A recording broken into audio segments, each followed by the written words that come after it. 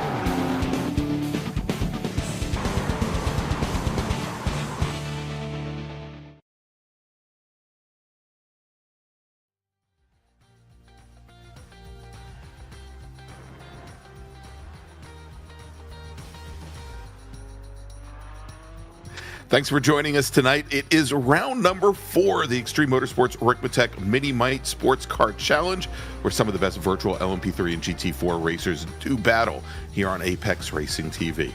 I'm Greg Ginsburg. Joining me in the announce booth, as always, for tonight's 60-minute sprint race is Larry Lefty McLeod, His Eminence, and of course, let's not forget Jonathan Grabowski giving you all the best views of tonight's action. And for that action, we head south of the equator to the island continent of Australia. No, we're not at Bathurst. I think you guys can see that now, but just outside the capital of Victoria, that is Melbourne. And while you don't have to make moves like Nureyev or Baryshnikov at this flowing circuit nestled alongside Swan Lake, you best be feeling out the wear on those 4-round ballet slippers, which have a tendency to wear prematurely here. Welcome, everybody, and welcome, Larry, to Phillip Island. I love this track. As you may know, I'm super excited about any kind of racing that happens here. To me, it's one of the great sort of hidden gems of racetracks. It's just side-by-side racing all the time, and I think we're in for a good one here tonight. I'm super excited, and we're coming up on the halfway point of the season after tonight, so a lot of things on the line for these drivers trying to get some good points. Yeah, indeed. You know, in this track, it doesn't have the speed of a Mo Sport, but it reminds me a lot of a Mo Sport in that there aren't any really, with the exception of, I guess, 2 semi-hard braking zones for some hairpins that are here, but it's just got such great flow, and it really is dependent, at least when you're looking at overtaking cars in your own class, it really is dependent on how well you carry speed through corners and not making mistakes. And it has that other characteristic that you just mentioned there about Mo Sport, which is every left turn is followed immediately by a right. They're constantly alternating sides, which then allows the racing side by side. As soon as you think you have the advantage in one corner, you're suddenly at the disadvantage in the next, and then it comes back, and it makes just fantastic race in this place. It flows. It's a beautiful place for racing, and I think our sports car series is going to be a good one here tonight. Indeed. All right, so we've got our cars there out on course already for their qualifying, and as we do for each round of the miniMite Sports Car Challenge, we do give our drivers 15 minutes and 4 flying laps to set their fastest lap to set the grid for this evening's race. And of course, since it is a 60-minute race, no inverted fields or anything like that. We're just going to grid them up with our LMP3 drivers at the front, our GT4 racers back behind based on their times, and regardless of whether they are GT4 Pro or GT4 AM racers, but I'll show you how to pick out those 2 different classes in GT4. The GT4 racers, like our provisional pole sitter, we just saw Mike Dam come in, and there was Travis Schwenke. We'll see if we can pick up. Here's Eric Violet, who we're going to speak to in just a moment here for racing for Invictus. And the GT4 racers, they've got the red number boards, mirrors, end plates on their wings, and windshield banners to distinguish them and separate them from our AM drivers, like Michael Klimovich. They're in the Klim Club, where they've got the green number boards, mirrors, windshield banners, and end plates on their wings. And then, of course, our LMP3 racers all racing in their Ligiers this evening. Don't have any of them on track currently, but you can kind of tell the difference between a prototype car and a GT car. If you can't, I don't know what to tell you. All right, so Larry, we've got currently now with just over 5 minutes remaining in qualifying, Josh Vidal, your fastest driver in LMP3, with Zach Mosley and Jeff Jacobs rounding out your top 3. In GT4 Pro, it's Eric Violet who goes to the top of the leaderboard with Mike Dam second and Chris Thorman third. But I think the big story here is Zach DeLeva, who's looking for his, I think his, third or fourth win in a row here in GT4 AM. He is your 3rd fastest GT4 driver. Next fastest in AM is Neil Weston, who is 9th fastest overall. All right, tell you what, Larry, we said we were going to bring him in. We've got Eric Violet, driver, the number 89 Invictus, or D2D Sim Racing, Aston Martin. He is going to join us here pre-race. All right, Eric Violet has joined us. And Eric, a departure from norm. You actually qualified early just to talk to us. How you feeling here about Phillip Island? Are you ready for it? How well it went for him. Yeah, it's we've been doing a lot of testing here. We changed the setup quite a bit, so we'll see how that goes. Tire wear is going to be a factor if the weather comes back on. We were practicing in like 95 to about 109 degrees Fahrenheit, so I think it was like 35 to 42, 43 Celsius. And this is way, way, way cooler, so there should be a lot more grip here, unless this thing heats back up. Looks like we got more cloud cover today than we did in practice. That'll make for interesting strategy changes for those that may, like you guys did, test it in one condition and suddenly have to find themselves in another. But I want to talk about the battles, because you've got a competitor in your class that has had a series of wins now. Someone's got to break that streak. I'm talking about Leo Dragota. He's 3 for 3. How are we going to slow this kid down? I think we as a collective, including other Orion teammates. I mean, I don't think it's going to be on my shoulders. I mean, we got Mike up here. Zach's been pretty quick. Chris is right there, Travis. So they're all ahead of Leo right now. But we'll see how that goes in a couple laps. I know Leo's pretty aggressive and working his way through traffic. He's usually pretty good at that. So we'll see what happens here. Is this the kind of track where it often turns into sort of a train and everyone trying to save fuel waiting for that pit stop? Or is this the kind of place where we're going to start seeing some draft passes down the front straight? I think there's going to be a lot more passing here. I mean, I know it's not a sprint race, which is good. So the aggression isn't quite as ramped up, but there might be some trains if people are trying to save fuel, things like that. But there's a lot of opportunity around here at this track. Yeah. So the other thing I want to ask you is, Greg and I have been harassed about this. Can you pronounce the name of your new team name for us so that we all can get it right? Invictus. It's just Invictus? Come on. I know there's more to it. No. I still say D2D. I got to talk to my team manager. Yeah, see what they say about that. So I will shout out Invictus as a sponsor. How's that? Oh, that's always good. They're appreciated, of course, by everybody. But yeah, so it's going to be a tough battle, as you said. You've got the entire Orion team, it seems, as we look at the provisional results here. You got your teammate there, Chris Thorman, sitting just behind you on the front row, but Dam and Schwenke and Dragoda, it's going to be an interesting battle between you guys tonight. You think this is going to come down right up to the end, or you think there's going to be a strategy to sort of be in the front and let the pack follow you for a while? I don't know if I will be there at the end, but I would say with the people that are in the top 10 here, I could see this being it's going to come down to the wire, I think, for somebody. How's that? At least two. Don't know if I'll be one of those two. I hope I'm one of those two, but we'll see. All right. Well, we'll be looking for a good finish nonetheless, but appreciate you jumping in here with us early. Is there anything else you wanted to mention, shout out, or anything? Since this might be my only time talking to you guys this season, I got to give a shout out to my lovely wife, Laura. And if Jack is watching, this is his first time watching this broadcast, so hopefully he enjoys it. Right, that's awesome. So good luck tonight, and maybe a little bit of luck. I'm told the curse may not exist anymore. Just check last week's broadcast. So hopefully we'll talk to you at the end of the night. Derek Violet, good luck. All right. The Bobby curse still exists, definitely, though.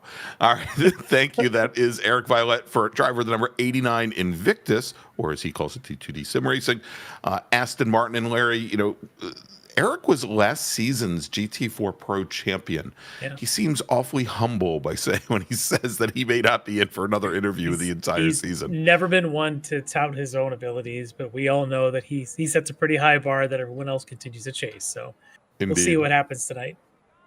All right, well, we got about a half minute before qualifying ends, and Larry, the only driver still on track is Chuck Labano, and he's just taken extra laps. He's already put in his 4 and has qualified his Mercedes AMG GT4 8th fastest. So we've got our top drivers in GT4 Pro and AM, as well as LMP3. They're up on the side of the screen. We'll run down the full starting order here momentarily, as qualifying is set to end right about now. Hey, you hit the post. Well done. Thank you very much. It's like the first time I've actually timed this out right. And but beautiful, beautiful course, as you mentioned here, 12 turns, 2 3/4 miles, and just beautiful weather. We keep seeing there's the crew on the boat right there on Swan Lake, and it's a great view. I love this overview shot there of the entire facility, of a track that has been around now for many, many years, and actually started with road course racing in the area there. All right, so let's take a look at the starting order. Larry, I'll grab the LMP3s this week. We've got on the pole Josh Vidal from HSR Phantom Racing, your pole sitter, with a qualifying time of 1:23.6.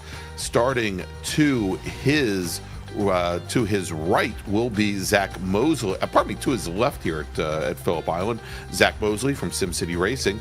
Jeff Jacobs will start on the inside of row number 2 next to Chad Sebring, with Kevin Carlisle from SimCity Racing, who is our fastest LMP3 racer in practice this week. Maybe the change in conditions threw him for a loop. He only starts 5th today. He'll start right next to Russ Ruddick from Flying Tortoise Motorsports in 6th. And then we've got Bobby Childs from Invictus alongside Tyler King from Aerokinetics. All right. Well, we just talked to him. Your pole sitter tonight for the GT4s. We've got Eric Violet from D2D/Invictus. Alongside him is going to be the Flying Canadian himself from Orion Race Team, Mike Dam. On row 2, it's actually going to be our fastest of our AM drivers all the way up in the second row overall here, Zach DeLeva from Aerokinetics. He'll be alongside Eric Violet's teammate Chris Thorman on the outside of row 2. Row 3, it's all Orion. The inside is going to be Travis Schwenke, and alongside is your points leader in the pro category, Leo Dragoda. On the next row behind them, from Saints and Sinners Racing, is Dan Carrito, alongside that friendly neighborhood racing, Mariano Barrios. Following them behind them is going to be D2D Sim Racing/Invictus, David Payton, alongside HTPK Racing's Neil Weston. He's the second AM driver in the grid. Behind them, it's an all-AM row. It's Slow Bros Racing, Michael Klimovich, alongside Carlos Barrero from Speed Lab and Dream to Inspire. Behind them, Lucas Dragoda from Dragon Sport, alongside another one of the Klimoviches from Slow Bro. This one is David Klimovich. Then we have Andre Wedderburn from Speed Lab and Dream to Inspire, alongside Frito Sport Racing's Greg Brockway. Behind them, you've got Chuck Labano from Frito Sport, another driver there from Frito Sport, a whole slew of them here. Chuck's teammate, John Casey, on the outside. Behind them, Chris Hampton from Lead Paw Racing, alongside the third of the Klimoviches, Doug Klimovich, the slow-go racing there. And finally, in the final row, empty tonight. Yeah, the chat's going to be looking for some of the gang here to support him. Step up in his absence. Yeah. I think Stubby's going to jump over and be part of the Clint Club. That's right. Out on the last row, it's Aaron Beaver from D2D Sim Racing, if he's in the sim, but I don't know that he is. No, obviously not an eager beaver or an eagle beaver to jump onto the grid there. Actually, it looks as though he is on the tail end of the field, Larry. I think we got him there. Good. So Aaron Beaver driving the number 97 BMW, starting 12th in AM. All right, as our field, there he is. In the yellow Invictus colors, and as our field is making their way around the course behind the pace car, I want to remind everybody that tonight's race stewards are provided by the SCCA Foundation. The SCCA Foundation provides funding for the SCCA Academy, training the next generation of race workers and volunteers that make real-life road racing events possible. Visit sccafoundation.org for more information.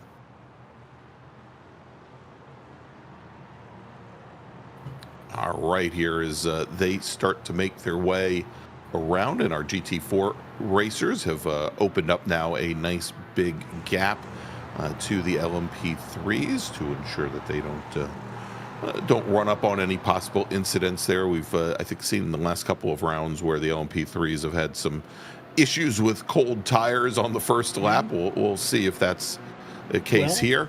Should also start, for those LMP3s, to start with the points leader down around row 3. So look for that to change up early on. That's right.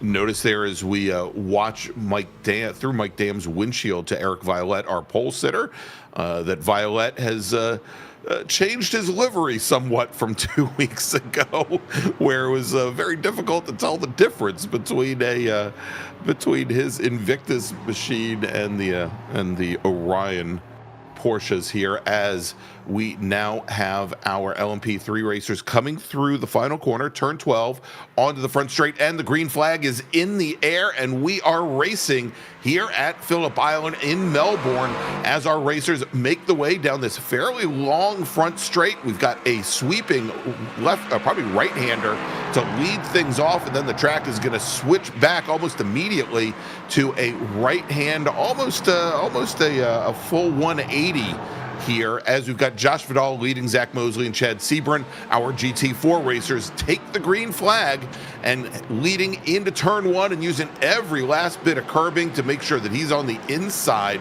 for turn 2 is Eric Violette, with Mike Dam running second, Chris Thorman, Travis Schwenke, Zach DeLeva falls back 2 spots, actually 3 spots now, as he now falls into 6th position and is fighting it out with Mariano Barrios. Yeah, good job there for Chris Thorman to be able to move up that spot and send Zach DeLeva, the AM leader, back. And now Zach's got to worry about Neil Weston as his nearest rival there in the AM category. So we'll get back to that in a minute. It's a great start there for Eric Violette as well to lead it. We got a spin in the background. That's a Klimovich. That's Michael Klimovich going off, and he gets back on course, but he's going to fall all the way back to the back of this 21-car GT4 field. We head back to the front for the LMP3s. Vidal continues to lead. Carlisle's moved up 1 spot. He's gotten around Bobby Childs. Now he's got to be working on the battle here with Chad Sebring as they go down the front straightaway. And there's definitely a draft here with these LMP3s. All that downforce creates a nice big hole in the air as they go around 2 1/4 here. Turn 1. You could do this side by side all day. Look at the run, though, for Carlisle on the outside. Wow. Carried so much more speed around the outside of that corner before the track switched back. And I think probably as we go to take a look at Michael Klimovich and see what happened to him, we probably at some point going to want to, it looks like he got caught up in the accordion, and got tapped from the rear to go around. We'll probably also want to check in and see what happened with Jeff Jacobs, who started off on row number 2 of our LMP3 field, now finds himself in 8th position. Let's take a look. See him here again. Potentially cold tires the first time through, going up the hill here, and a little bit, slides right off. Yeah, just couldn't get the nose to bite and just pushed wide into the gravel trap. Luckily didn't make any contact. Should be able to resume as we take a look at our front pack here in the GT4s. It's still Violette, leading the way, Mike Dam in second.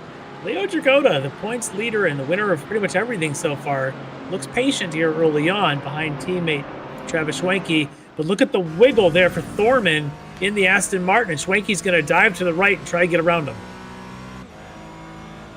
And as he moves underneath, cannot get that move done as we have Leo Dragotta. Actually, no, take that back, because Leo Dragotta does get that pass made as Thorman gets ahead of Leo Dragotta now. They do have Travis Schwenke just ahead of him. Good start for Schwenke, whereas DeLeva had lost a number of positions. Schwenke makes up 2 to move up into 3rd place overall. Although he's got a little bit of a push he's got to make to get up to teammate Mike Dam and Eric Violet. Yeah, Thorman, little wiggle there. He may be the pressure behind him with young Dragotta points leader there. We'll get back to that in a minute as we got an eye on Bobby Childs. He's got on the inside of him Chad Sebring. Chad's going to try and duck to the left. Bobby off to a pretty good start here in 4th. Yeah, and that was just after Sebring lost the position to Bobby Childs. Childs up 3 positions so far. Yeah, Bobby off to a really good start here at this stage. He's liking these conditions. I know that Eric was talking about in the pre-race, a lot of these guys tested in hot conditions. I think Bobby's liking it cool as a cucumber, as Tyler King now making the move on the inside of Chad Sebring to take that spot going into turn 10. Beautiful move there. Yeah, indeed, is Tyler King, our season 7 champion in LMP3. I think starting a little bit further back than he expected here this evening, and it started all the way tail end Charlie on the LMP3 field, now up in the 5th position. And we talked about Kevin Carlisle, our fastest driver during practice, and also Carlisle, who took wins at both races 2 weeks ago at Mosport.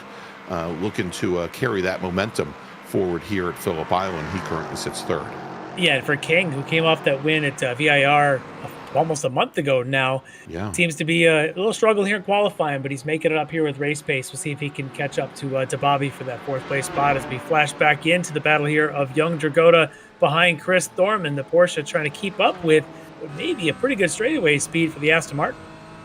Yeah, indeed. It looks as though the Porsche having some challenges coming out of turn 12, coming out of the final corner down this long-ish straight as we rise back up the hill towards turn 2. And we'll see here as he takes a quick look down the inside, Larry. Yeah, look at that line difference there. Look how tight Dragotta was keeping compared to what the little bit wider line there for the D2D. Yeah, and I wonder if it's a question that the Aston just can't get the nose turned down and get down that far, or there's a move. Yeah, look at Dragotta here outbraking the Aston Martin. Now the Porsche solid on the binders, and is he going to be able to make the stick? Thorman still has the inside as they go through the counter hairpin here. Good exit speed looks like though for Dragotta in the Porsche, and he might have it. Yes, he does. Yeah, indeed he does as they go through Siberia. See, little odd to have a quarter named Siberia in such a warm location here, but you can see here at this point as the track continues, as you mentioned, Larry, to move from a left turn to a right turn, etc., as they come down into this very difficult hairpin where there's a big, huge drop downhill. It is so difficult to get passes made here on a competitor and really call it done. Yeah, it's extremely difficult. You really have to work for it here. You can get alongside in a lot of places, but finishing that pass takes a little bit of an extra. Finding that groove, get on the gas just a little bit, maybe making sure that you don't leave any extra room that your competitor doesn't need. So let's flash forward now as Mike Dam is really right on hot on the heels of Eric Violet for the lead. This is the 2nd place looking right into the bumper of the 1st place.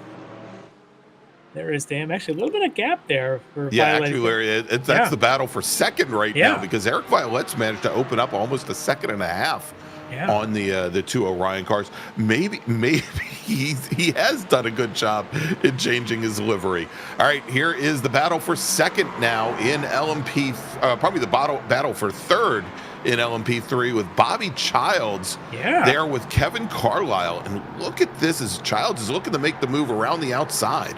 He's looking at racing there to hold that spot. Holds it all the way through 2.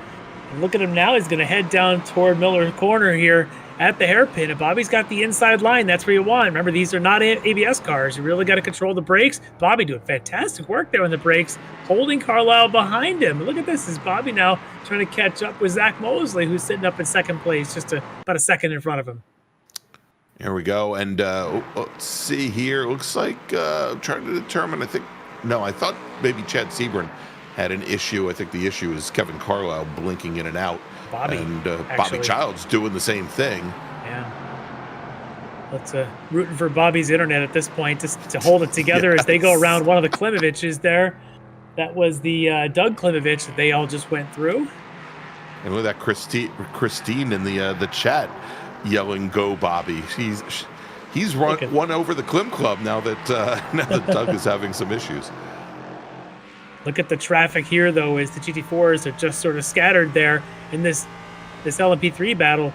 Bobby really at the heart of this battle. Look at the pace he's got at this point. A little draft to catch up with Zach Mosley, and they're going to be going around a Klimovich here into turn 3. Look at turn 2. Look at this. That's Michael Klimovich, and look at that's the Mosley going off to driver's right. Wide. That's going to put Bobby Childs, into second. He's going to take advantage. Not only does he take advantage, but Kevin Carlisle and Tyler King are going to take advantage as well, as those 3 drivers all move up a spot. Zach Mosley goes from second down to 5th position as he almost went for a swim out there, Larry. Yeah, a great job by all 3 of these to take advantage of it. But let's see what happened to Mosley here as he comes down through turn 1 and from doing corner, heads down to the long sweeping left-hander turn 2. And he just doesn't hold the front end in, and it just washes on him. It gets all the way to the gravel trap. Luckily, I don't believe he gets to the wall, so he does recover about 6 seconds lost there, though. Yeah, looks like a repeat of what we saw Jeff Jacobs do on lap 1. And now Bobby's probably in a very good position here as they're working through the GT4 traffic to perhaps build up at least a little bit of a gap on Carlisle and King here. Yep, as he heads around Chuck Labano there in one of the GT4 cars. Chuck kind of running by himself at this point. He's got a little bit of a gap there behind and in front of him. Bobby able to use some of that traffic to open up a gap to Carlisle and King behind him. We know Carlisle and King, if it's a pretty good battle, is coming in 1-2 in the points this season. Those 2 now chasing Bobby for second. That's pretty wild. All right, it's Josh Vidal now working his way through the front end of our GT4 race, and he clears, which means Bobby with his dancing partners are going to be coming through soon enough, and there they are, as a big brake lock up there for a moment from Kevin Carlisle. Yeah. Lucas Dragotta going to try and stay wide to give these guys enough room, and he does. Carlisle stays to the inside line. That's good. That's a little extra camber for you if you can make that stick. Now it's just wide open throttle as they head up turn 8 all the way to Lukey Heights here. This left-hander at 9 as it climbs and wraps this hill. See if they can stay on the bumper of Bobby and continue this run through the GT4 traffic. You can see they're gaining, though, on Josh Vidal for the lead. Oh, look at that lockup. Yeah, again, that's the second lockup we've seen from Kevin Carlisle. I don't know if it's that he doesn't that he's having trouble anticipating Bobby's braking zone there. It could be a little aero wash. Tires get to different temperatures. You may have to start adjusting that brake bias back a little bit. But look at this. Bobby under a lot of pressure now. As it looks like, I'm trying to see who that is that they're going around. I think that's Zach DeLeva, the AM leader, actually. In the Aerokinetics machine, yeah. And Bobby Childs trying to use that Porsche as a pick. Almost didn't work out for him, as Kevin Carlisle for a moment there had pulled alongside Bobby Childs, as he's done again. Look at this. They're going to go around him. It's getting awfully congested here, Larry, as they go around Mike Dam. And this is the lead pack here of Orion's, I guess second, third, and fourth place in the GT4s. They better check their mirrors because there's a whole string of LMP, and it's going to get a little bit congested here as they're bumping and grinding. Bobby does get through after a little bit of contact, but that was some close call. Nearly wrecked everybody. That would have taken out about 6 cars. And Larry, as they were working their way through that GT4 traffic, big change I saw there, and that's at the front of the GT4 field, as it is no longer Eric Violette leading Travis Schwenke and Mike Dam. It's now Eric Violette leading Travis Schwenke and Leo Dragotta, as Mike Dam now has fallen back in the 4th position. behind young Leo. Yeah, Mike getting shuffled back a little bit, struggling to keep up with Violet. And look at this. Oh. And that's one of our LMP3s that's off on the side. Is that Carlisle? I think It that's is. Kevin Carlisle in the 72 machine, Larry. There was nowhere to go. Oh, we're going to see a replay of this because he was in the heated battle with Bobby Childs. Those guys were running second and third. And now all of a sudden, Carlisle finds himself way down the order here, about 6 seconds back. Fifth. All right, so Carlisle here as they come up through the Lukey Heights, down, and Bobby. Oh, look at an aggressive move for Carlisle. If you ask me, that is it's an attempt to get under Bobby there. gave him room there, I think, and the issues they came up on. And we may have an off. Violet. We may have an off for Bobby just a corner no. later, and Bobby's in the pits on the repair. Oh, let's catch this replay. So this is the next couple of corners as they go through turn 2 just after the contact with Carlisle, and I wonder if he's got damage. I wonder if he's got a camber or alignment issue in the rear end because that thing just quick locked up. Possible, yeah. I mean, he just decided to take the toe. Oh, that's so unfortunate. maybe that little bit of contact there was the death knell. So And Bobby then- Childs on the pit lane, Travis Schwenke on the pit lane now as well. He misses some hardware there, and that's what happens when you don't have a weighing on a car that's supposed to. So Travis had issues there, probably some issues back. See if we can catch the original contact. Yeah, there we go. He's got 2 teammates behind him, as well as. Oh. Yeah, wasn't Carlisle again, was it? Yeah, I think that was Kevin Carlisle. It took him the 116 machine all the way out to the wall. Wow. And interestingly enough, Zach Mosley, who found himself at the tail end of the field, Larry, in LMP3, is now running in 3rd position behind Tyler King, our new leader, and Josh Vidal. Yeah, quite a shakeup of things. And Mosley, though, it looks like he's going to be right there with Vidal, with King now out in front. This has just been quite the shakeup here. It's just a minute ago, it was Vidal leading Bobby Childs, Carlisle, and King. So this has been a crazy couple of minutes here in the LMPs. Go ahead and bookmark minute number 15. All right, I think we got Late one more Apex, replay. here we come. Yeah, we got one more replay, I think, of what's been happening in the LMPs. All right, let's look at this good overhead shot of the 3 Orion cars. Yeah, so that's Travis Schwenke there, coming onto the front straight, and there's the contact. Wow. And he ends up all the way to the wall, which is where he loses that rear wing, and then we saw the later spin down into 1. So how'd that tire bundle get pushed back? Yeah. Larry? All right, so we're oh my gosh, yes. keeping an eye on this battle we're looking at here. This is David Payton and Neil Weston, actually right in front. Neil, of course, sitting in 2nd in the GT4 AMs. Payton is in the 8th spot, I believe, in GT4 Pro. So a good little scrap going on between them with Lucas Tragoda there in the Mercedes just in front of them. Carlos Burrow and Andre Wedderburn right behind. Wedderburn. The 2 teammates. And, an interesting to note there with Weston running 2nd in AM, running now, I believe, 9th in GT4. Zach DeLeva, who had fallen back, I think, 4 spots on the opening lap of this race, is now sitting 5th in the GT4s, and he's got 3 pros sitting between he and Weston. DeLeva has made up 3 positions since that first lap. Yep, a little bit of recovery for him definitely is a good thing. And you can see there right in front of him is Mike Damon. I wonder if Mike's having connection issues tonight, and that may be leading to some of his pace issues. You saw him blink there a moment ago. There's still Leva trying to put some daylight between himself and Neil Weston, his nearest rival in class. And if he can hook his wagon to Mike Dam, perhaps they can keep up with that front pack of Violet, Jagoda, and Thorman.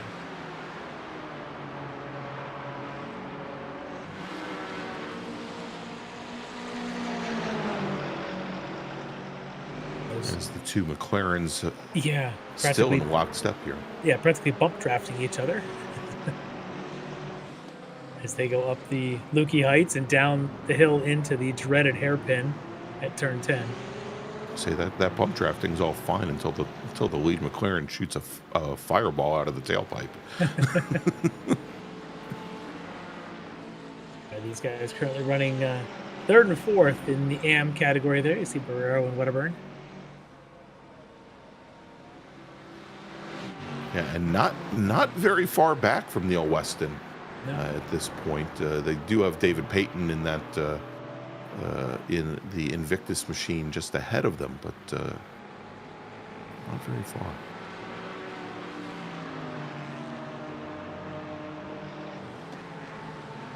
All right, so you can see here, after a qualifying order that probably didn't put him where he wanted, you've got Leo Jagoda now up in the second spot in the GT4s, haven't gotten around a few of the ones. You can see them in this train.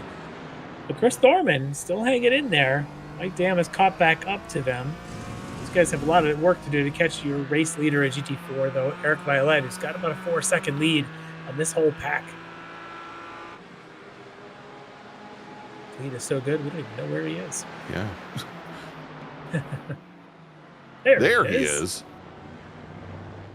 Look how crisp and clean he is coming down through that turn 10 and then climbing out of there to this long sweeping turn 11. Car just looks so, like it's just floating gently. Always smooth.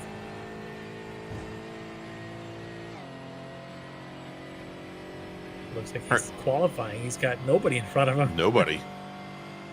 Not Well, even an the LMP3. LMP3 racers, Larry, have been running lap times almost 10 seconds faster than the GT4s. Yeah. So, as long as they stay fairly packed together, there's, I think, a pretty nice extended period of time where there is no interaction between the GT4s and the LMP3s. Every 9 laps, if you're going to see a flood of LMP3s going through an entire pack of GT4s.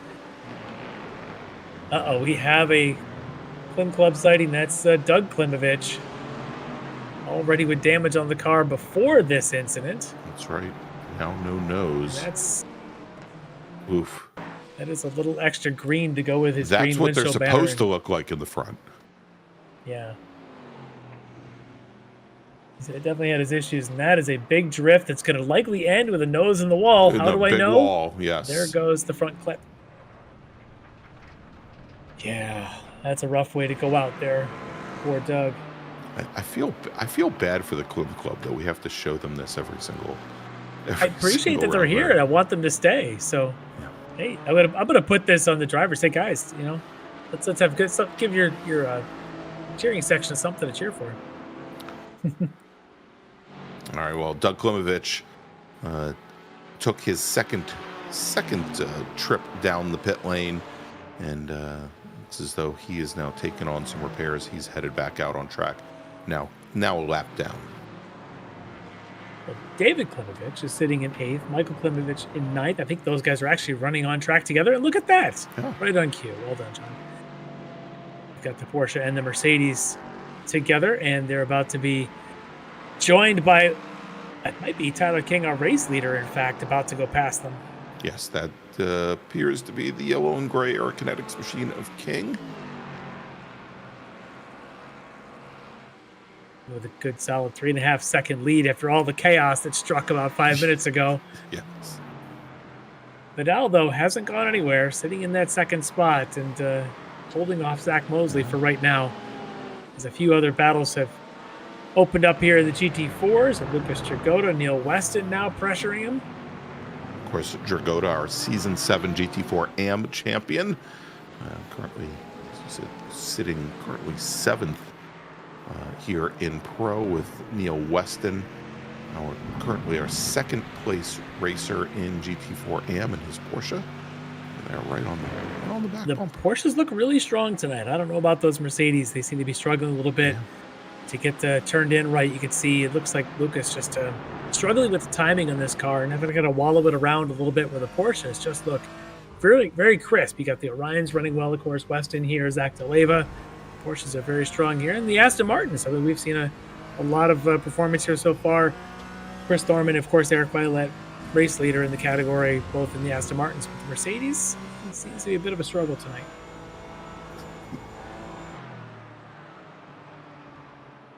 All right, let's take a look. Larry, this is the battle for second right now. And, and as you were just talking about how strong the Porsches seem, we thought that the Astons perhaps had a straight line advantage, maybe not the handling advantage of the Porsche. But there you go, a new second place runner. That is Chris Thorman from Invictus, who joins his teammate Eric Violette in the top 2. But Leo not giving up so easy. That's beautiful. And the brakes to hold that, pivot the car around the nose there at turn 4. That was great. And they continue this battle in 5. A little maybe contact, just a brush maybe, as they go up out of 4. Or out of 6 now, actually. That was through Siberia, and they head up the little S's to Lukey Heights. This battle's far from over. Yeah, as we saw there where Thorman was trying to open up that corner as much as possible, carry a little bit more speed, not be pinned down to the inside, where it appears the Porsche could run down the inside of some of like turn 2 all day long. The Aston just doesn't like it nearly as much, and you need to open the wheel up a little bit more.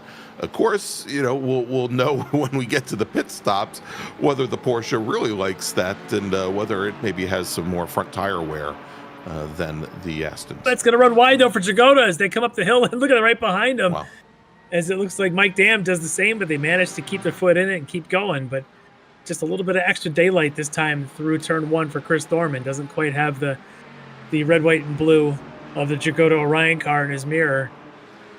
I'm sure he'll be there in a second. The way that Porsche has been acting on the brakes, that thing is all the way into the corner. Full brake loads there for Jagoda as we got a battle underway for second in LMP3 between Zach Mosley and Josh Vidal. Yeah, here we go again, Larry.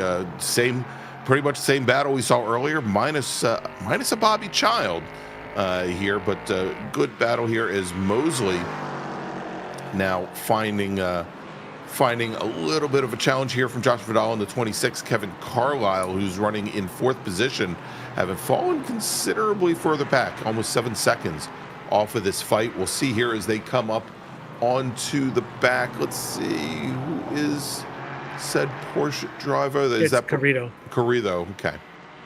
And Carrito running 5th in pro at the moment. So Vidal seems to be just a little bit of struggle here, having giving up this position after whatever happened earlier, now giving up position to Mosley. And, of course, King still about 3.5, almost 4 seconds out in front of them. So not sure what's happening to Vidal, a little bit of a struggle. You can see a little lockup for one or both of them that time into turn 10. Yeah. See if Vidal's got any counter moves to throw back at Mosley. And Larry, interesting development here. Mike Dam coming down the pit lane now, and he is pitting in, at the end of lap number 15, starting lap number 16. The pit window in GT4, and we may start to see more cars come down. I had the pit window for GT4 being just about 16 laps. Yeah, well, look at this. As again, on the brakes, tidy line, Leo Jagoda goes to the inside again of Thorman. So Larry, that moves Jagoda now up into second, getting around Thorman. But right alongside them, we saw Josh Vidal come through all by himself because Zach Mosley drove the car off track. And he's right back there again, though, didn't? Yeah, he ends up rejoining right there next to his team at Carlisle. Let's catch the replay here as they go through one. And you, of course, get the battle. The GT4 is right in front of him. Mosley thought, well, I'll just take the outside. He can't make it stick, and off he goes. We've seen this a couple of times tonight around that corner in these LMP3s. If you don't get the nose tuck, it doesn't stick. Mosley, luckily, doesn't net out the wall. He's able to rejoin, but not before losing yet another position. So gives up the spot to Vidal and then calls, so his teammate Carlisle slips underneath. And here we go, 3 wide again. This is another replay. Just couldn't quite hold that, but look at this as Jagoda, though. The rest of that shows him making that pass. And Vidal ends up clearing the two of them, but great job there for Jagoda to get past Thorman. Yeah, now Thorman is dropped back. Oh, no, I take that back. we're seeing Thorman all by himself there. Larry, Leo Dragotta now takes his car down the pit lane and goes in for fuel. So that is going to put Thorman back up into second place. Moves Zach DeLeva, our AM leader, to third in GT4. And so we'll see here. We may start to see the parting of the rivers here, as most of our GT4 cars probably getting to the very end of what was a fairly short pit window. We had the pit window as going anywhere from lap 12 to lap 16. And most of these racers now working lap number 17 or lap number 18. In the LMP3s, we saw the pit window going as high as lap 29. So we've got quite a while before they need to come in. Yeah, great choice there, I think, for Dragotta to come in because of the battling that he had been doing. I think he might have actually been a little bit slower with Thorman pressuring him. So if he can get away from him for a couple laps, get some clean laps in, ultimately he wants to try and keep up with Eric Violette. But look at this now as the LMP3 battle is now with Carlisle. Mosley's caught back up. Josh Vidal, all three of them. This is another battle for second here. Carlisle, Vidal, and Mosley. Are they going to go 3 wide down into turn 1? Are going to be at least 2? Come on, Zach, get up there and make it 3 wide. I was going to say, make it 3. He's not going to stay behind the wing of his teammate Carlisle as they go through 1. Vidal's going to hold his line to the inside. Look at that. Now it looks like Carlisle in his second spot, but the battle behind them isn't done. This is a good run down here to 4. Let's see if Mosley pops and tries to outbrake Vidal into 4. He's going to try it. And he locks him, and there's contact. Brake lock up. And contact between Vidal and Mosley there, Larry. And you can see that coming. Yeah. You really could. You could tell that it was going to be, I'm not braking first. Well, I'm not braking first either. And unfortunately, if you're on the inside, you really need to brake first because there's nowhere to go. And when he locked up, he slid all the way out into Vidal. So Mosley ends up behind him here, but they both lose track of Carlisle by 4 seconds. Let's watch this replay. And you can see you reach that point where you're the inside driver, Mosley. As he pops to the inside, you need to brake earlier. You can't expect to stay out there when he locks. He just takes away real estate, and it's just not. Not interesting when you see the trajectory that the car was taking there, Larry, as he had already gotten the nose turned in a little bit, but the rear wasn't really following. That he was almost in a crab walk, almost going sideways down into. These cars are notorious for brake lockup all the time. It's one of the big struggles with them, and you saw it right there. As we flash to the Clem battle here, Michael ahead of David. 8th and 9th still here in the M category, trying to chase down Greg Brockway and another one of the Mercedes right up there in front of him. All right, we had in GT4, we had 2 of the DTD racers. We had both Thorman and Peyton come down the pit lane and take service, and so we're seeing for the drivers that have already taken service, Larry's some surprises here. Leo Dragotta, the leader of that pack, with Mike Dam, and then Chris Thorman. On track behind the two Orion racers here as we follow them now, and that is Chris Thorman, and he's coming up on one of the Klimovich machines. I think that might be Doug. That he had been in the pits and has gotten back out there, right there in front of Thorman. Yeah. Thorman, of course, yet to he has pitted, but he has pitted.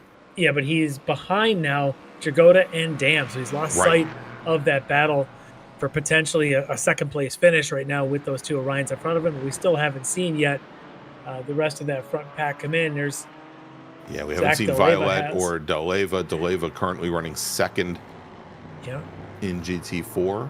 Dan Carrizo running second in Pro at the moment, and third in GT4. He's made up 4 positions. Well, looking at the pace right out of the pit stops, Dragotta a 34.6, Mike Dam a 34.5. Violet's last lap was a 35.1. We'll see what this lap is when he goes on by. 34.5, so he picked up the pace again there. So just kind of watching those deltas between them to see where might Violet come out when he does finally come in for his stop. It just looks like he's running on those rays. This is a great opportunity for him because running in traffic sometimes gets a little bit hectic. You saw the pressure that Jagoda was under with the battle there with Thorman. Violet hasn't had to have any of that, and really allows you to run consistent, clean laps. Well, and that's been the advantages. He's got about 8 seconds on the rest of the GT4 field. He's got so much clearance ahead and behind, that especially as the LMP3s had been racing in packs, they're through and by him, in about 20 to 30 seconds worth of time, and then he's got clear track for another 10 laps.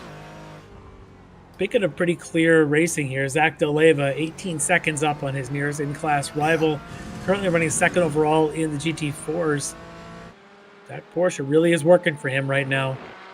And so I went back and checked Larry Deleva with 2 wins so far this season, and I think in points, let's see where he stands, and maybe when we come back from the break, we'll run down the points. Interesting little development here is we're looking at Michael Klimovich, who just took away a spot from Greg Brockway, but it was David Klimovich, that has gotten by both of them, because at one point it was Brockway and then the inverse order of the Klimoviches. So now David ahead of Michael, ahead of Brockway, as Zach Mosley is in for his pit stop. Indeed. So Mosley pitting in on lap 23. And again, we think that the GT3, probably LMP3 pit window extends out to lap 29 for them. So about another 5 laps total. As we now watch Tyler King. And, being very King with almost a delicate. 9-second advantage over Kevin Carlisle at the moment. Yeah, King trying to be very gentle, going through the field here, getting around David Klimovich there a second ago. He knows he's got a pretty good padding on his lead, doesn't need to mess anything up at this stage. All right, well, and David Klimovich comes down the pit lane to take his service.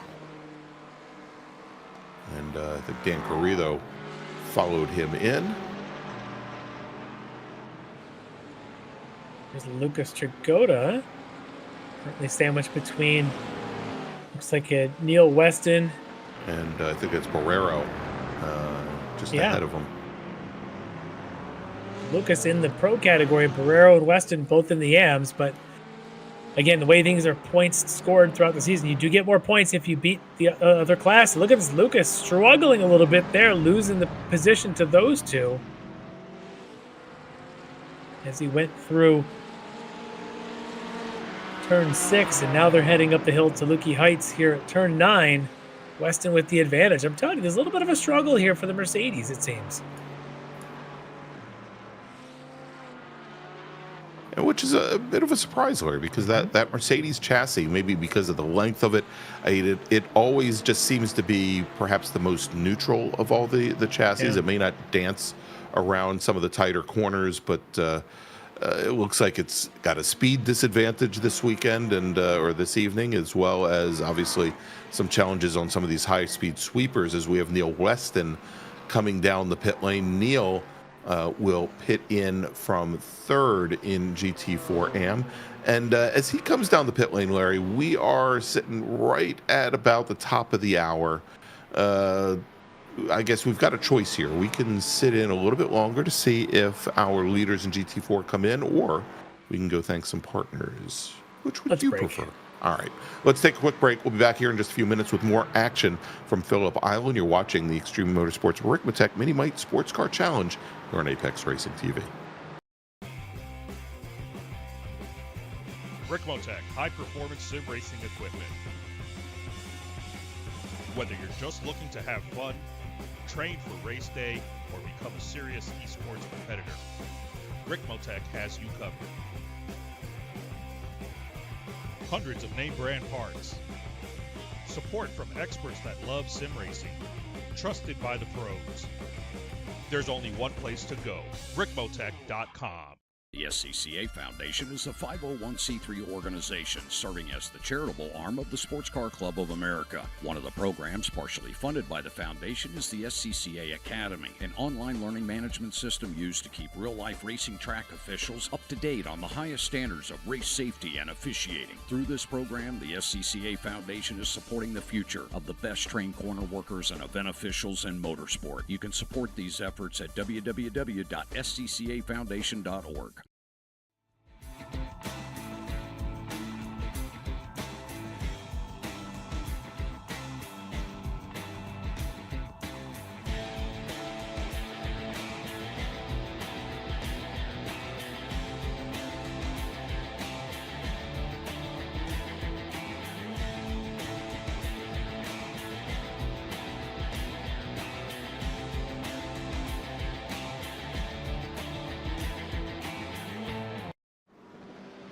search is over. The most comprehensive league scoring solution is here, with the ability for multi-level championships, custom incident tracking, post-race time penalties, support for heats, drop weeks display, multi-car team scoring, advanced web widgets, rookie championships, a custom paint system, and load those results in seconds. Visit extremescoring.info today. Ricmotech high-performance sim racing equipment. There's only one place to go, ricmotech.com.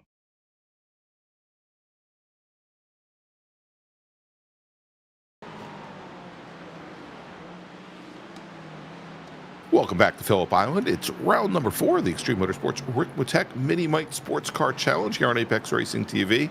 I'm Greg Ginsberg along with Larry Lefty McLeod. And Larry, there you go. As soon as we went to break, yes, the dam broke. No Eagle Beavers, but the dam still broke. And we had our leaders in GT4 come down the pit lane. And so let's take a look here. As I think our last racers, like Lucas Dragotta, like Chuck Labano, and Aaron Beaver, coming down the pit lane, and that's going to elevate Eric Violette back to the lead. And as he's had almost this entire evening, a whole bunch of track surface to himself. Leo Dragotta about 5 seconds in arrears. Yeah, Eric Violette, I really was betting on him staying out up until that thing ran dry on fuel. He decided to maybe come in a skosh earlier, or maybe he was out of fuel. Either way, for him, good opportunity. He does make do on it, and now he's got about a 5-second advantage on Leo Dragotta.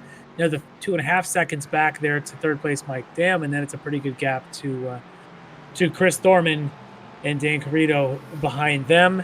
Over in the AM category, I think it's Michael Klimovich, he is, waiting on his pit stop. He's like the only GT4 that hasn't stopped yet.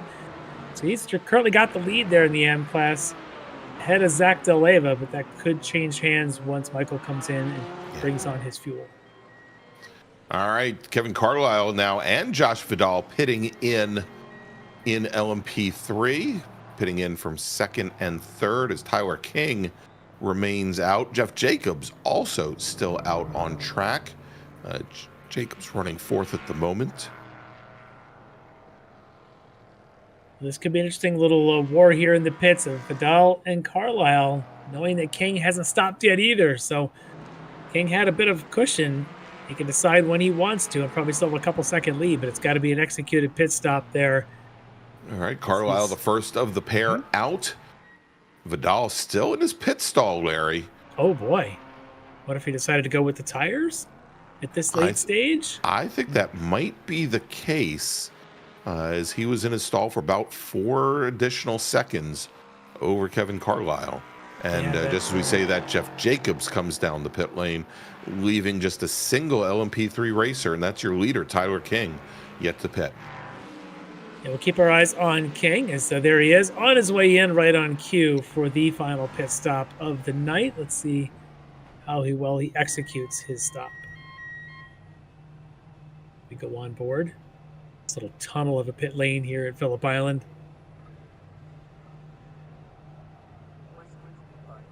It's got the shortest exit of any pit lane. Yeah. You literally get dumped right in the middle of the front straight, and neither driver knows that they're about to be adjacent to each other when you come out of the pits or the car that's on track. Yeah, I was going to say, it's like you just, it's like poof, you're there. There is an alternate pit exit that some leagues and times that they would use, but primarily they use the one you're about to see Tyler go through here. He just drove right gets through to the end of that Childs. wall. It just, right through Bobby. And there you go, right on to the front straight. We'll see when timing and scoring updates here, what kind of lead he really has. Yeah, and I guess what makes it so, challenging certainly for people that may be on the front straight already racing is you're dumped onto the track just past the little crest of that little hill. Yeah. So you've got almost no visibility on the car re-entering until you're right upon them.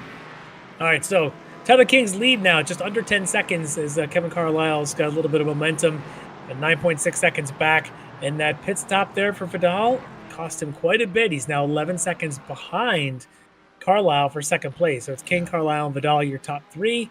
Violette, 4.5 seconds over Dragotta, another couple seconds to Mike Dam. And now Zach DeLeva has resumed his position at the top spot. GT4 AM. Neil Weston And I believe it's Aaron Beaver currently in third in the AM class.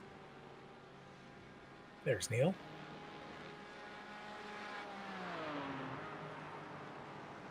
As we expected, David Payton there is probably not Payton, but his teammate Chris Thorman sitting now about 2 seconds back, I think, from sitting about 2 seconds back from Mike Dam. So Thorman, who had been challenging for second place with Leo Dragota prior to the pit stops,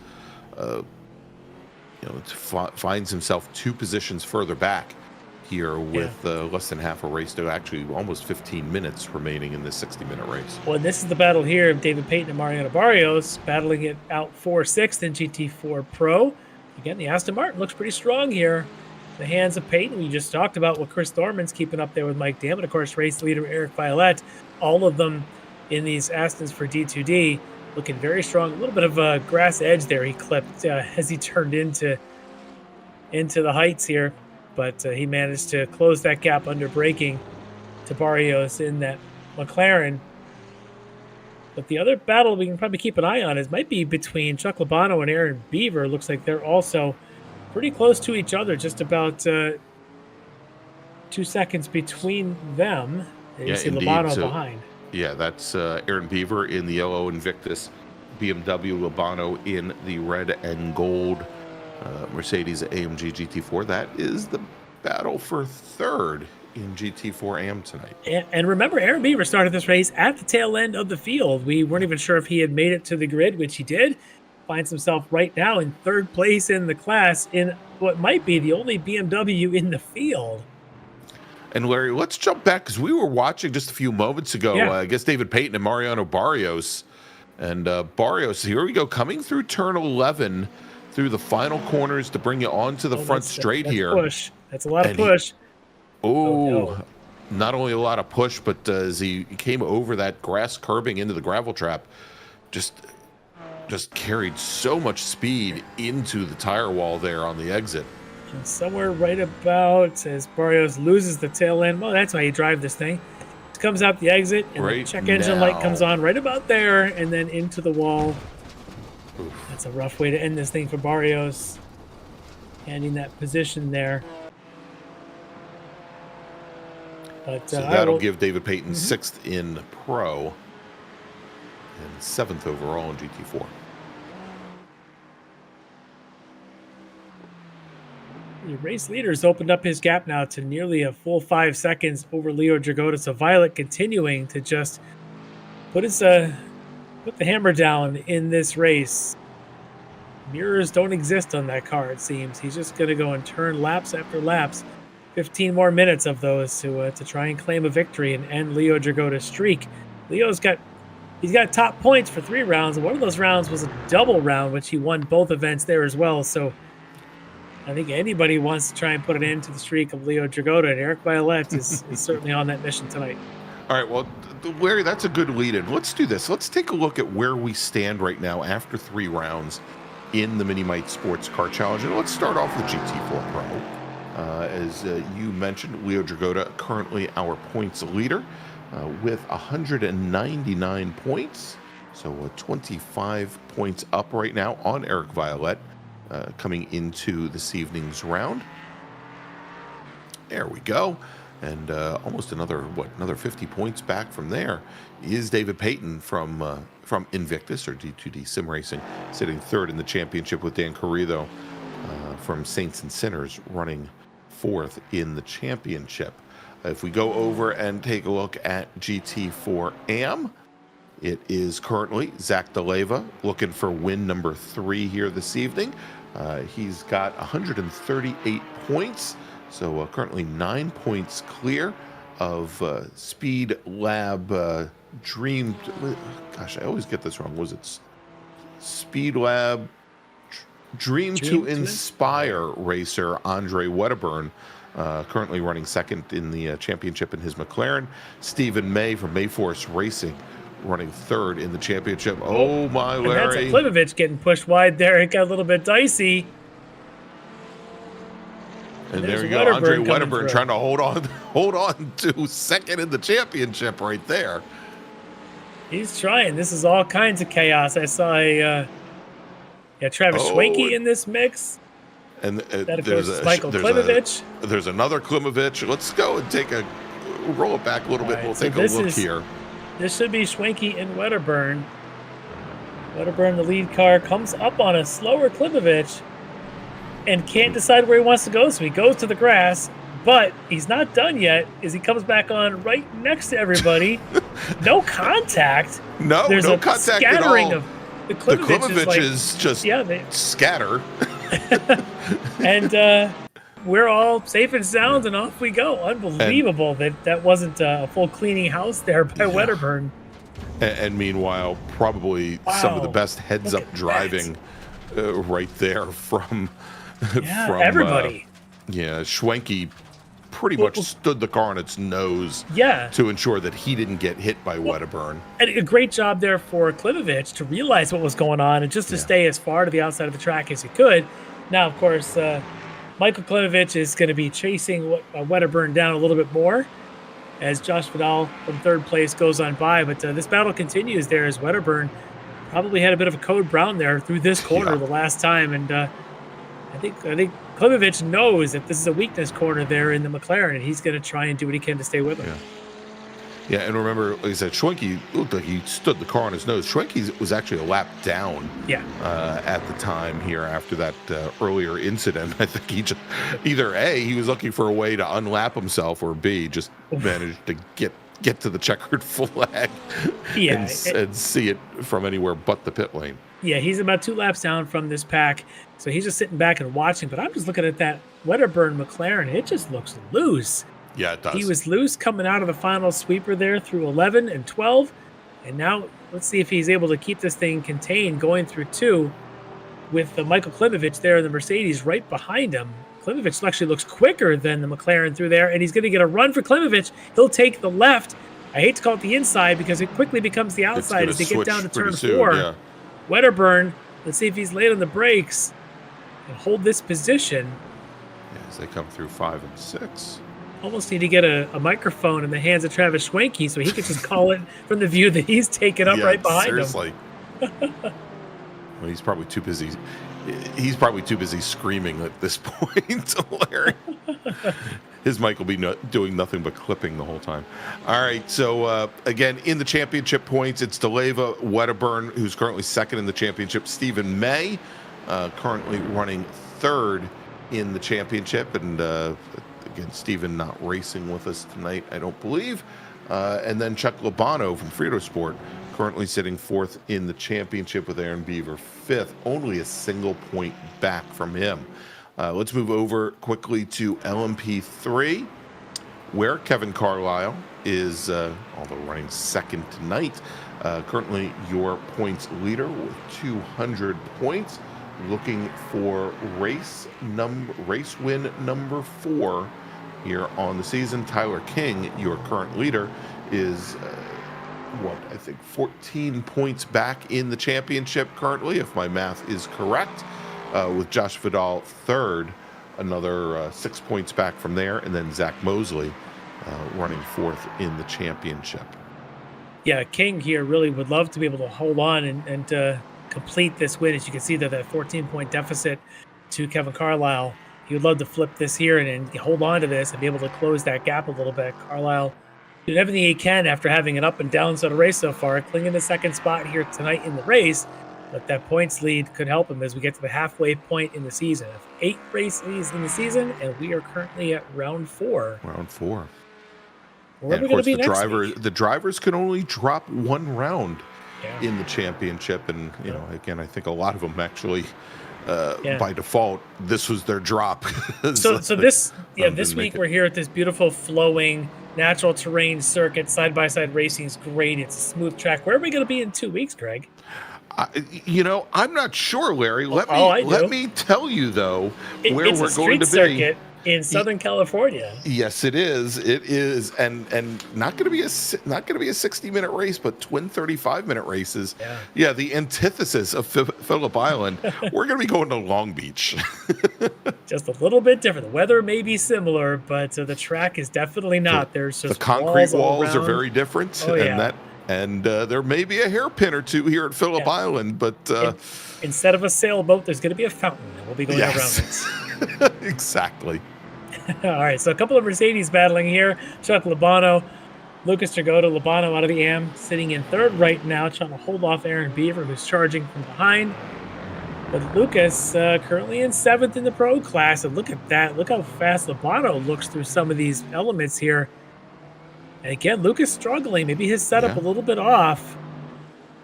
I would say setup off, maybe tires going away. Looked like the rear end just stepped out on him, something wild there. But Lucas is having some trouble keeping the car on the course, Larry, as we went back just 2 corners ago with 3 wheels in the grass. And I think he's spending a lot more time watching Chuck Labano in his mirrors possibly than what's ahead of him. Well, I think Aaron Beaver was in this third position. I think Labano was able to get by him. But now Beaver's going to be able to re-engage here, I think, a little bit. If the Dragon Sport Lucas Dragotta is a difficult pass for Labano. So keep your eye on Aaron Beaver to try and keep up with these two. So that's going to be a wide run there for Labano as we're on board. He holds it together, but that had look of a Mariano Barrios there for a second. You can see that BMW of Aaron Beaver just lurking back there. Getting a good run on the front straight through turn 1. So Chad Sebring then, haven't talked about him tonight, currently running 6th in the LMP3. He says, oh no, Aaron Beaver goes wide through 2. Oh. That has been a struggle corner for a lot of drivers here tonight. Well, Larry, thankfully, they won't have to struggle much longer as we have just 5 minutes remaining here tonight from Phillip Island. A good run here through 1 for Beaver. He's going to, wonder if he got a little caught out by that LMP3 on his inside, just sort of missed the braking point. Yeah, that just runs you a little bit. It wasn't anything that the other driver did wrong. It's just sort of a misjudging. The outside line is not as grippy as the inside. Well, I was going to say, not only is it not as grippy, but it actually, I think, has where it falls off just a little bit and goes a little bit off camber. There as well, which doesn't help. And obviously we've seen a lot of drivers caught out by that tonight. All right, there's Tyler King. Still leading this race here. No, he's 4.6 seconds ahead of Carlisle. Basically been trading quick laps between the two of them here lately. So we'll see if Carlisle's got anything left here in the last 5 minutes, or if any traffic could put its way in front of Tyler King. Tyler would love to just get a nice smooth next 5 minutes and put this thing to bed.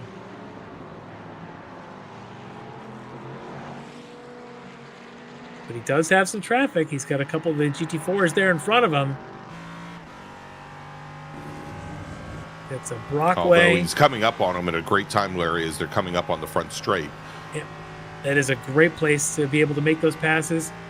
Might have been a Brockway and maybe a Barrero or somebody that he went by there. Oh, that's a Barrero there in front of him. Yeah, I'd say Barrero's just ahead. And because Barrero's in that battle there with Wedderburn. And then, of course, a Michael Klibovich there. So King able to make quick work out of that. That didn't slow him down much at all. Just a couple of tenths. It wasn't bad. Carlisle get his chance here probably in the next couple of corners. As the battle behind them actually starts to go on. But first we got Eric Violette. His leads just trimmed a little bit from 5 seconds to 4.3. Not too much difference there, Eric. Just kind of putting it in cruise control at this point, trying to get through the next 4 minutes.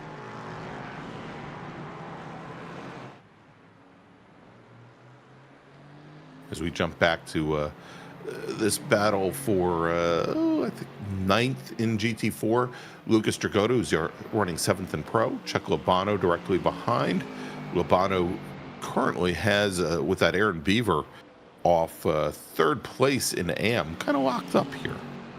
Yeah, so now he wants more points. If he can get around Lucas, he can get a couple of more points in his favor for the overall championship total. So he definitely would like to get that position if he can. Lucas's car, again, seems to be just a little bit out of sorts tonight. Not the usual smooth driving we're used to seeing from Lucas. And I think Chuck trying to take advantage of that here as they come off of the exit at 2. I don't know if he's quite got the run that he wants, but to get down to 4. maybe 2 laps to and go. that actually looked like one of the better corners that, and one of the better sequences that Dragotta has put in this evening. Got a very good run out of 2. Yep. But as they come down to Honda corner here, let's see where he gives it back up again. I love that corner. The turn 6 Siberia, it's a fantastic feeling corner. You just came out of this super tight turn 4. You make the short shoot over to 6, and then you've got this sort of bank. You get the car to glide in early. You can get on the gas and then ride it up. And look at this, though, as Lobano's going to try to make the move to Dragotta through 9. It isn't there, but he's certainly filling the mirrors. Is he going to make a dive bomb at a 10? Not this time, but he's certainly making sure the mirrors have a lot of red and gold in them. Yeah, I was going to say he came down almost about half a car width off driver's left there. Dragotta a little bit wide there through the first part of this long end sweeper. See if this is enough affects him for on the Lobano. exit. Lobano's got a great run. He's got a little bit of draft. This could be side by side through 1 into 2. Lobano going to stay to the left.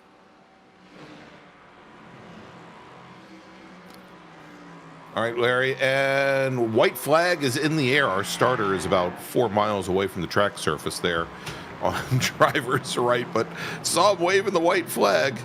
He might be surrendering, I don't know, but 1 lap remaining here to about 2 3/4 miles. Yeah, this battle we've been watching may also be on its last lap because Tyler King's about to put them a lap down. These guys don't even know it yet, but they're going to see a checker the next time they come by. So if Lobano wants his points, have to do it soon. But look at that right behind them. That's Kevin Carlisle just 2 seconds back from your race leader, Tyler King. So it's not over yet. No, as a matter of fact, Carlisle on that last lap was almost 1.5 seconds faster than Tyler King. Yeah, but Carlisle's coming up in this battle.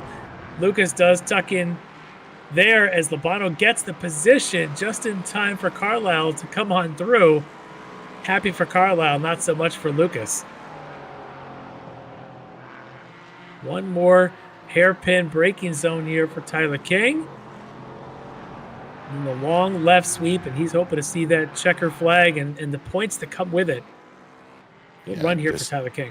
Yeah, Carlisle not quite close enough. So Tyler King, who goes flag to flag here tonight at Phillip Island, is going to take the win in round number 4 in LMP3 here in the miniMite Sports Car Challenge. Congratulations to him. Kevin Carlisle will finish in 2nd. Josh Vidal, we're going to have to wait about half a minute, but Vidal, there he is in the number 26 machine. Now making his way through the final corners, he will finish 3rd in LMP3. In GT4 AM, we've already got everybody across the line, well, with the exception of our winner. It's going to be Zach DeLeva taking the win in AM, finishing 5th overall, with Neil West in 2nd. Chuck Lobano will come home in 3rd. Aaron Beaver will finish in 4th. And in GT4 Pro, here he comes. Larry, this was a pretty dominant run for Eric Violette, who goes flag to flag and takes a win here at Phillip Island. He is your GT4 Pro winner. Leo Dragotta will finish in 2nd, just about 3 seconds back. Mike Dam, who started off on the front row tonight, he'll finish another 2.5 seconds back from there. He'll finish in 3rd, and finishing just off the podium, Chris Thorman. Yeah, great run there for Eric Violette. Really putting on a clinic tonight. You heard the uneasiness in his voice an hour ago before this thing started, but I suspect he'll be feeling a little bit better after that performance he just laid down. And Tyler King, he started this thing on the 4th row and manages to get to the front. And once he did, he just never looked back. He's the only one that didn't have all the struggles that some of the others did. So a great run there for Tyler and a much needed win for him. And Zach DeLeva, he's just been dominant here in the AM category this season. No different tonight with the big win here. All right. So, Larry, let's do this. Let's take a quick break. We'll thank some of our partners and sponsors. And when we come back, we'll talk to some of our winners here tonight from Phillip Island, where you've just seen round number 4 of the Extreme Motorsports Ricmotech miniMite Sports Car Challenge here on Apex Racing TV. Ricmotech, high-performance sim racing equipment. Whether you're just looking to have fun, train for race day, or become a serious esports competitor, Ricmotech has you covered. Hundreds of name brand parts, Support from experts that love sim racing. Trusted by the pros. There's only one place to go, Ricmotech.com. The SCCA Foundation is a 501c3 organization serving as the charitable arm of the Sportscar Club of America. One of the programs partially funded by the foundation is the SCCA Academy, an online learning management system used to keep real-life racing track officials up to date on the highest standards of race safety and officiating. Through this program, the SCCA Foundation is supporting the future of the best trained corner workers and event officials in motorsport. You can support these efforts at www.sccafoundation.org.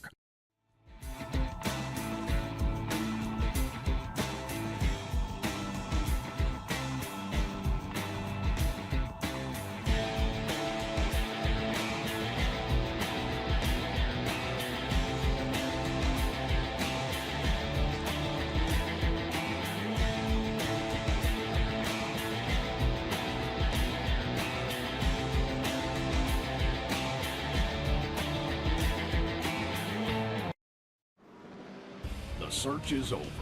The most comprehensive league scoring solution is here, with the ability for multi-level championships, custom incident tracking, post-race time penalties, support for heats, drop weeks display, multi-car team scoring, advanced web widgets, rookie championships, a custom paint system, and load those results in seconds. Visit extremescoring.info today.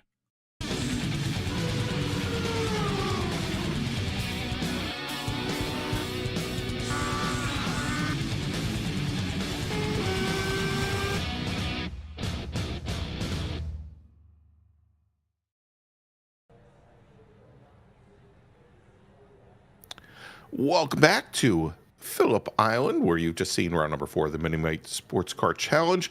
I'm Greg Ginsburg, along with Larry Lefty McLeod. And Larry, before we bring in some of our podium finishers, let's take a look at those final results. I think I said that Tyler King had gone flag to flag, and thank you for correcting me off air, as we saw Tyler start, I think, tail end Charlie right at the back of the LMP3 field tonight.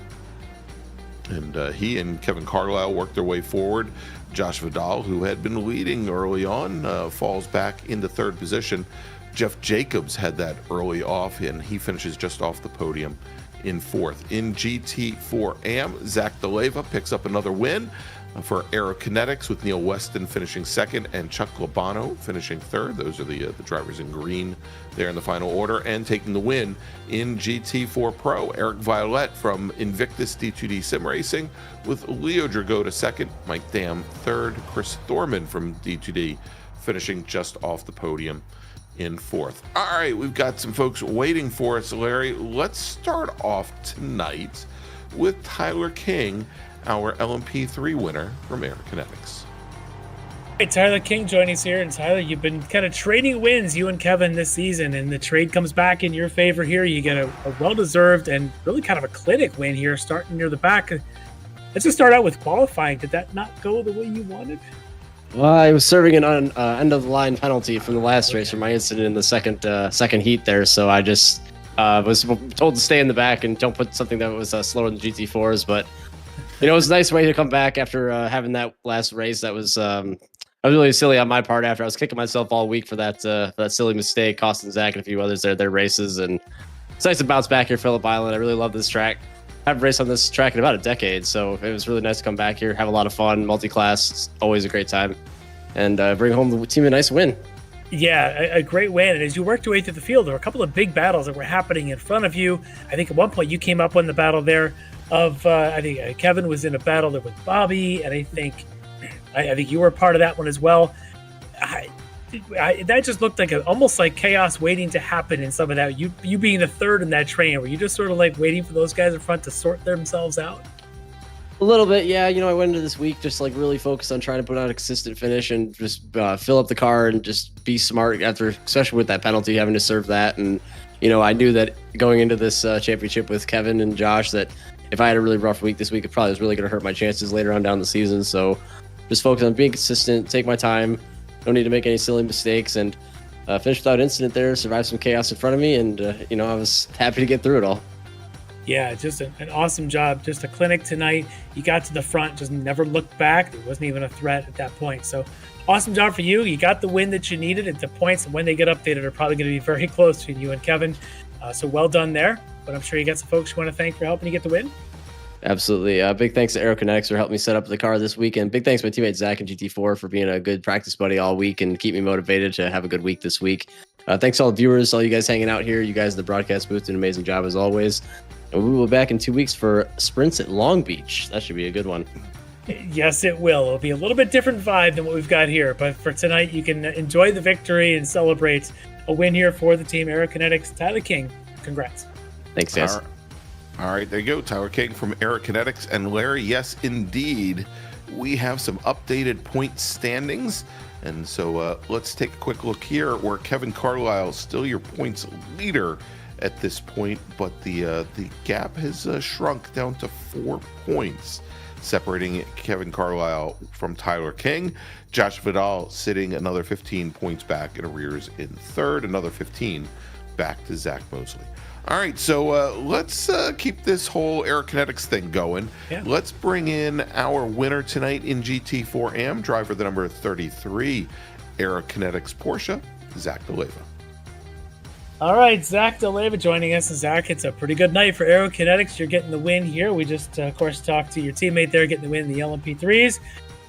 A crazy bit of racing here tonight. This place always races well, but you were kind of in the middle of a few battles. Tell us a little bit about how you thought tonight's went for you. I think it went really well, bar another self-inflicted wound at a place that I knew it probably would happen if anywhere, so that kind of sucked, but I mean, managed to be consistent. I think was my most consistent performance yet, and I mean, bar the first set of LMP3 traffic, I think things went really well. It was a bit sketchy, but I think they caught us at the right time, and they made it look effortless, which was nice.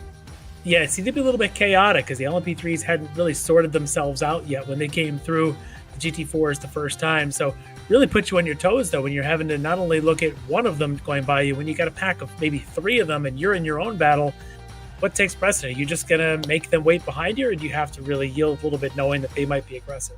Yeah, I think you just got to be aware of what part of the track you're on. If it's a part where, say, like the last 3 corners, I'm probably not going to let them by, at least until the last corner.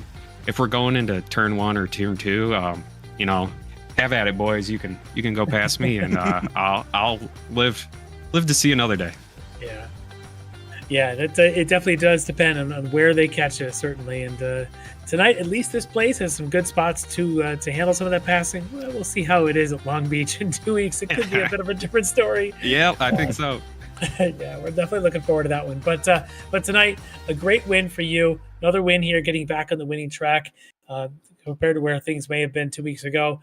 And for the Aerokinetics team, a great one. But I'm sure you want to give all those folks maybe a little thanks for helping you along the way. Yeah, of course. Thanks to Aerokinetics for always setups. Tyler getting some practice in throughout the week, bouncing ideas off each other. Yeah, it's always good to race with those guys in the team. Thanks to you guys for the great broadcast, and we'll see you at Long Beach. Looking forward to it. So tonight, enjoy the victory, Zach DeLeva from Aerokinetics. Thanks, guys. All right, Larry, and I don't know if we should bring our next driver in, or maybe we should just, since he didn't think we'd interview him ever again, that maybe we should just, I don't know, bring in Mike Dam or somebody. Our winner tonight, we're on flag to flag in GT4 Pro, representing Invictus D2D Sim Racing, driving his Aston Martin, Eric Violette. All right, Eric's going to join us. But Greg, I got to ask, was it Ben Rose last week that didn't want to be part of the pre-race interview because he thought there was a jinx that maybe he wouldn't do well? That's exactly who it was. And then he Ben came Rose on at the end and kind of had to say that was his plan all along. So, Eric, tell me, was it your plan all along to win the race after being the pre-race interviewee? Because this is 2 weeks in a row now. Not 2 weeks for someone else. So this is my first win of the season, so I'll take it. Yes, it's 2 weeks in a row for us having the pre-race interviewee be on the podium at the end. So we'll take that. But for you, first race of the season, you finally break the kid streak in what I looked at was a dominant fashion. You just disappeared. 2 laps in, you're a second up. how much of a rhythm did you get in, and did the better conditions for you really play into your setup more than maybe the other guys?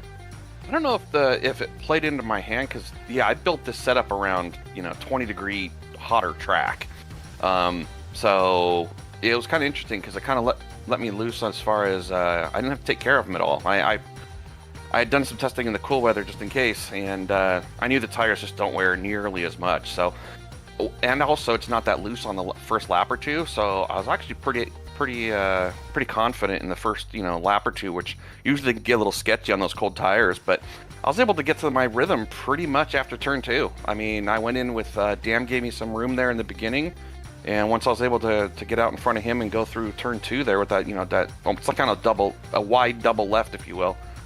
I was just like, all right, let's see what we can do. And once I broke the draft, I was like, I might actually have a shot at this. So. Yeah, the car, the setup looked fantastic. We had a lot of looks in with your teammates as well. Chris had a really pretty good night there for him. Pit stop. You guys got to learn to do a pit stop. well, there is that, but he had a lot of good racing going on out there, and it was a lot of fun to be able to see. So really strong night from the whole team. And I got to say, Bobby, until unfortunate incidents, was running a completely out of his mind race. Was so fast. You're going to have to go back and watch it. Bobby really was as quick as they get there in the LMP3s for about the first 10, 15 minutes. Yeah, I always go watch the broadcast. They're always fun. Yeah, Bobby looked great. Now, I don't want to sit here and spend too much time with Bobby, but I had to mention that because I know you love hearing how your teammates do. And it's all around a pretty good night here for the Invictus D2D Sim Racing, or whatever you guys want to call yourselves this week.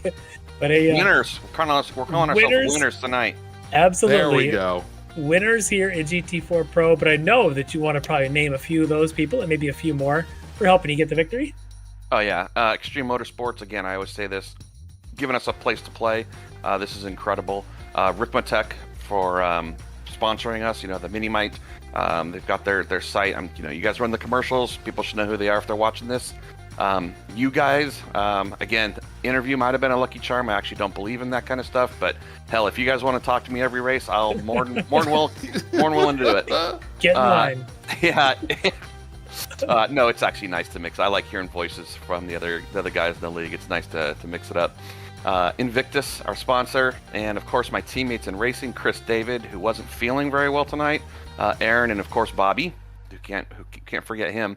And my teammates in life, my wife Laura, my kids Megan and Sarah, and all the friends and family who watch. Hopefully we put on a good show tonight. So that's it for me, guys. Absolutely a good show. Just perfection from you tonight. And really not a surprise to us, even if you were a bit surprised by it every week. It's a lot of fun to watch you. And tonight was just a masterpiece of how to do it. So getting a win here for Invictus D2D Sim Racing, Eric Violet. Guys. All right, there we go, Larry. So let's quickly here, since I gave you the point standings in LMP3, let's look at GT4. We'll start with GT4 AM, where Zach DeLeva shouldn't be a big surprise. He is your current AM points leader with 164 points. He's got a 24-point advantage now on Aaron Beaver. And it's actually looking pretty close here with Chuck Lobano only 5 points back from there. Andre Wedderburn, who came into the evening, I think, second in the championship, falls to fourth in the championship, but he's only 3 points back from Lobano. And then Wedderburn's teammate, Carlos Barrero, currently sitting fifth in the championship, only 2 points back from his teammate. In GT4 Pro, it is now sitting at the top of the leaderboard after giving up his not winning his first round here. Leo Dragota with an 11-point advantage over Eric Violet, 199 to 188 points. Chris Thorman, Violet's Aston Martin driving teammate, 27 points back from there. Dan Carrillo running in fourth position, and then David Payton running in fifth. And I'll tell you, I would have expected the Orion boys to be giving young Leo a little bit of run support here, but not so much. But that is how things play out here in the championship currently after 4 rounds of 8. So let's take a look at what we've got coming up on the schedule. Of course, we already mentioned 2 weeks from tonight, March 3rd, the miniMite Sportscar Challenge is going to be at Long Beach for twin 35-minute races. But before we go to Long Beach, the Ricmotech World Challenge next Monday night will be at Monza for a 75-minute race, and then that's for our GT3s, LMP2s, and GTP racers. And then in 3 weeks, a little bit further out, the World Challenge heading to Circuit de la Sarthe to Le Mans for a 90-minute endurance race. So Larry, yeah, it's talk about diametrically opposed Long Beach versus Le Mans, or Phillip Island for that matter. All right, so for Larry Lefty McLeod, for Jonathan Grabowski, I'm Greg Ginsburg. We'll see you next Monday night, 8:10 p.m. for the World Challenge at Monza. Have a great week, everybody. Ricmotech, high-performance sim racing equipment. There's only one place to go, ricmotech.com.